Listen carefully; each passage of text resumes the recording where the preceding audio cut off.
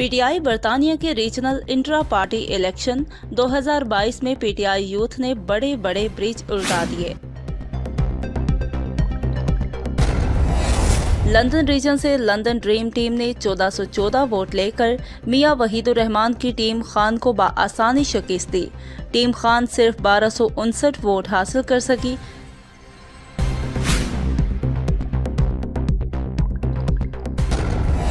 दूसरी तरफ east of England से टीम आईके ने 1099 वोट लेकर आमिर खान की टीम एहसास को बआसानी हरा दिया।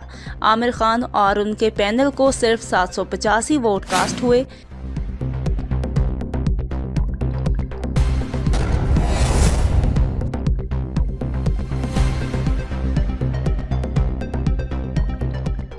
इंट्रा पार्टी इलेक्शन ने साबित कर दिया कि बरतानिया में पीटीआई नौजवानों की जमात है। पीटीआई बरतानिया में दोनों बड़े नाम मियां वहीदुर रहमान और आमिर खान अपने अपने रीजन में इलेक्शन हार गए।